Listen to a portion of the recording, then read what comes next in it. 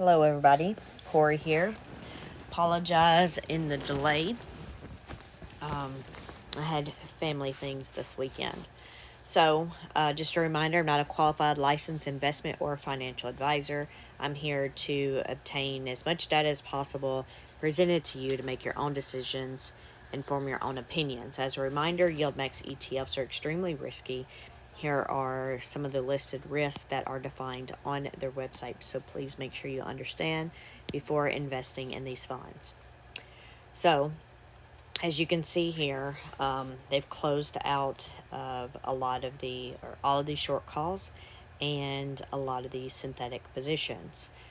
I did not make the sheet of all those that expired worthless, but I can show you real quick on the daily roundup if you haven't seen it already.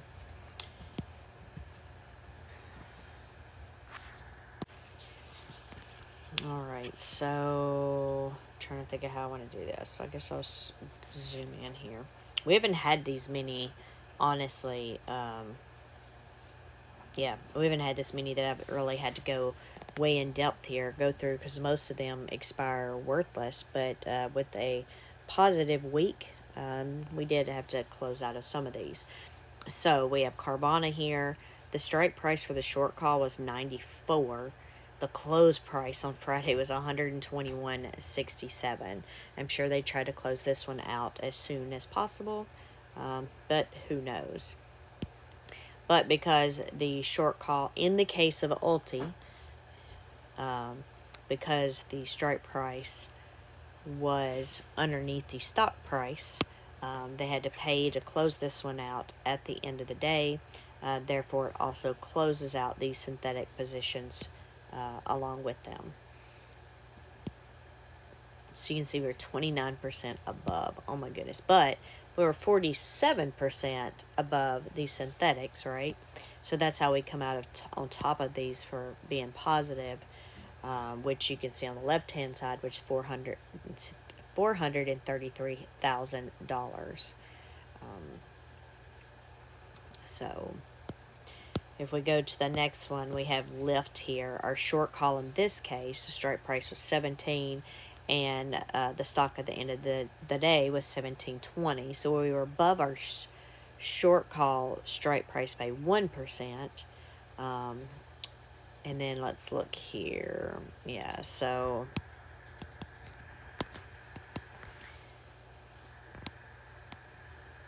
unfortunately, this one that had our strike price of $15 for our synthetic only had 381 contracts.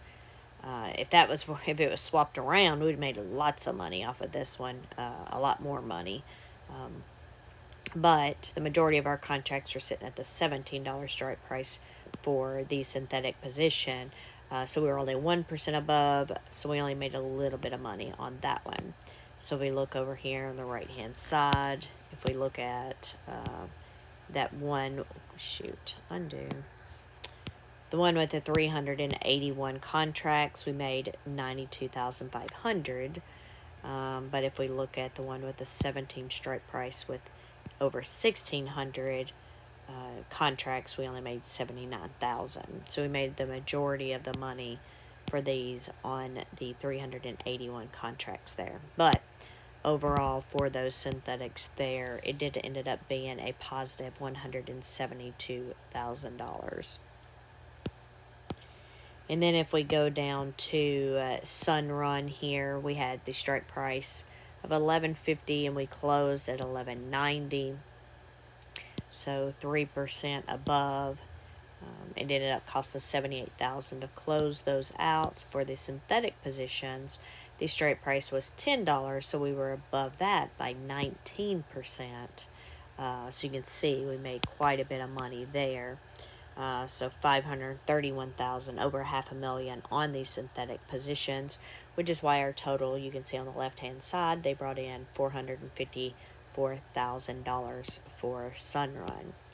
And then we have C, we have our short call. Short call strike price is $64. We closed at $66.66 on Friday, so we were 4% above the strike price. For our synthetic positions, we had a $50 strike price, and so we were above that synthetic by 33%. So that was really good for this one. So we go over 570 contracts. So our synthetic position here ended up making $960,000. So overall, with that and the short calls, C brought in over $788,000. Then we have Viking Therapeutics there. Our short call was $76, which we were only over by 1% or 97 cents. So we had to pay to close that out. And then when we look at our two synthetics there at the bottom, we have the 55 and the 75 strike price. We can see we only had 105 contracts at the 55 strike price, and then we had 340 contracts at the $75 strike price. So for the one, we're 40% over the strike price, and the other we were only over 3% or $1.97. So when we look over here to overall, the one that was 40% over its strike price made $228,000. The one that was 3% over made $68,000. Because again, only about 25% of our shares were at that lower one, and 75% of our shares were at the other. But overall, these synthetics brought in $296,000, making Viking Therapeutics overall trades $229,000.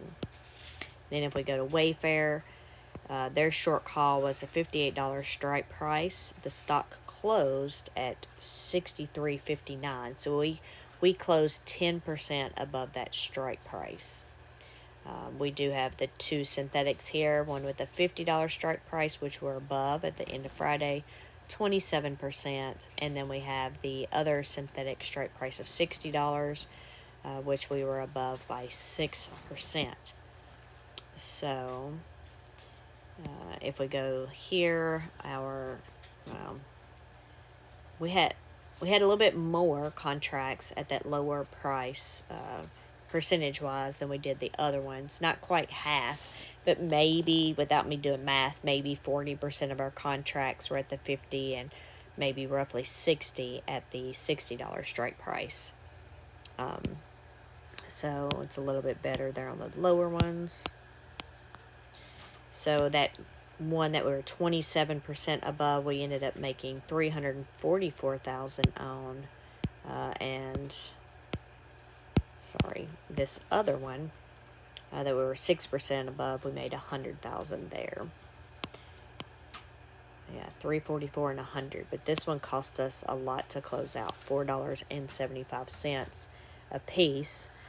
So basically, this one paid to close that one out, the lower synthetic. But overall, for the synthetics, the synthetics brought in $446,000, but with the short call, they brought in $140,000.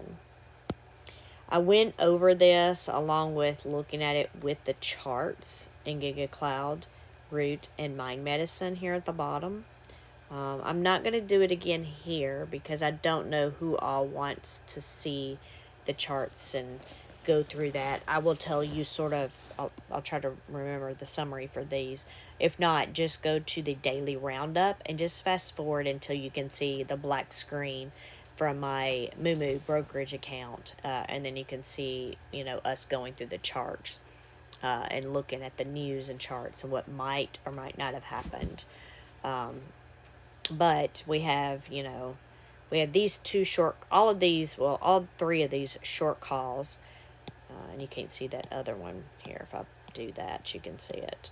But we had GigaCloud, Root, and Mind Medicine. Those short calls didn't expire for a couple of weeks, but they closed them out. Mind Medicine here, it closed at the exact strike price amount, but still, it didn't expire for a couple of weeks. Root was 25% under the strike price, and they closed it out, but they didn't close out the synthetics. And then GigaCloud Technology was only 7% below, but again, they didn't close out the synthetics either there. But for the Mind Medicine one, they did close out the synthetics, as you can see below. So anyway, they closed out, if I remember correctly, GigaCloud. This one could have made a lot of money off of closing this synthetic. Maybe they got up to the 40 strike price this next week. Maybe they didn't. I don't know why, but yeah. Maybe they thought they were going to get above it on Friday and closed it out early Friday. If we look at Root was... It would have cost a lot of money to close out the synthetic position on this one. But I don't know why they closed out the short call when we were so far below the strike price.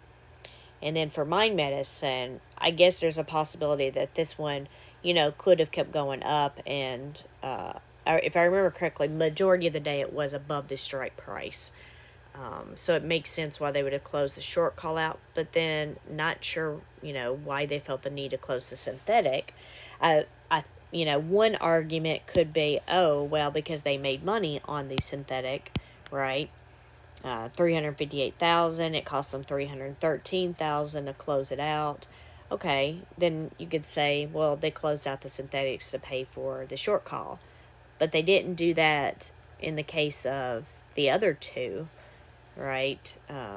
Or more specifically, GigaCloud, because it was $213,000, so that's closer to Mind Medicine.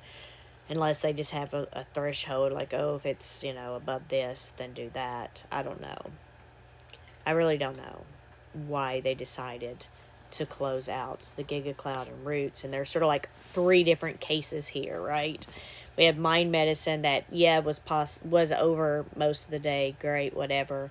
But then they also closed out the synthetics with it. We have GigaCloud that, might have gotten up to $40 on Friday, but didn't close out the synthetics with the,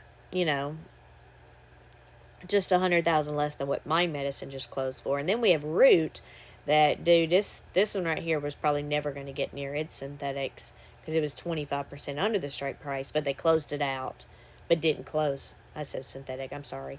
It was 25% below the strike price. The stock price was 25% below the strike price.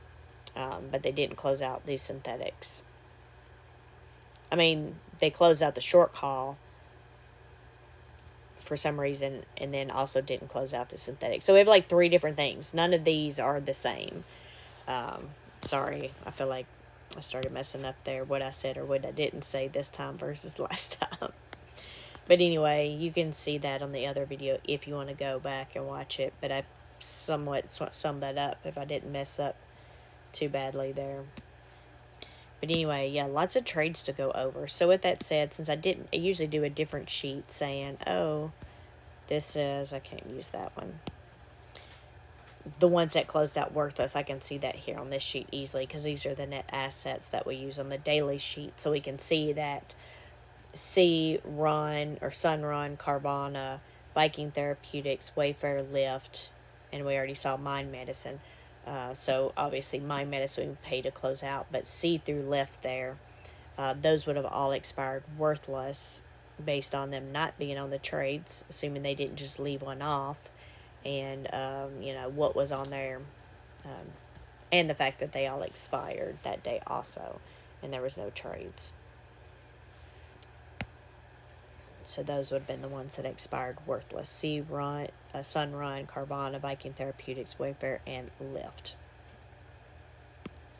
So then we go to the holdings. So now we have no short calls because they closed out, obviously, all the ones that expired worthless, the ones they had to close out because they expired. Then the three that they chose to close out. Again, there's an instance where maybe something's going on because when we look at the holdings, also the treasuries are gone. So I don't know if that was an error or a mistake, or maybe they're changing custodians. Maybe they needed to close out the treasuries because they're moving, to a different custodian. which still doesn't really, even if they did that, why would they close out the synthetics, those short calls that weren't expiring yet, but then leave all the synthetics? I don't know. I really don't know. But again, the new thing here is the treasuries are no longer, at least as of Friday. We'll see if they show back up on Tuesday. Maybe it's an error. I will tell you it's like, why is this so small? The money for these synthetics is sitting in cash right now. We closed out, when we closed on Thursday, there was 40 million sitting in cash. And then we closed on Friday. There's 50 million sitting in cash, and the treasuries were about 8.2 million. But we look here. I don't want to go too in depth. We usually just skim over it. We look at the ones that still have short calls open. We don't have any open. We can see we still have a lot of red. Half of our account, more than half, are below the synthetics. We have 8, 9, so 18%, 9% MicroStrategy there seems to be the worst percentage-wise. And then we have B. Riley, Root, and SMCI. They're really down really bad. So Riley is negative 11% under its synthetic. Root is negative 13% below its synthetic. SMCI is negative 11% below its synthetic. Then we have Clean Spark, which is under its synthetic, 8%. Coin underneath its synthetics. It's got two of them, 7% and then 3%. So, yeah, we have still lots of red going on there. I'm just looking. Yeah, so see how this cash down here, 50 million, which is $11.32 a share of the $15.40, which I didn't go over. So at the top there, we did increase by 36 cents a share on Friday. I'm just looking over here at the cash, how it affects the stock price on the right hand side. So we can see those with those higher percentages with the synthetics being down. SMCI is bringing ULTY down roughly 8 cents, Root negative 10 cents, B. Riley negative 9 cents, MicroStrategy is negative 13 cents there. Coin 5 cents, Clean Spark 5 cents. So yeah. But yeah, I don't want to go through all these more in depth. We will look at those more in depth on Monday. And just a reminder, Monday's video is longer because that's where they make the majority of their trades. So this one was a little doozy today. We had a lot more trades than expected on a Friday. But anyway, I'll let y'all go again if y'all want to see the charts, the news, and just sort of going and looking at each one of those. That will be at the end of the daily video. But I will let y'all go for now. Thanks for hanging out, and I will talk to y'all later. Bye.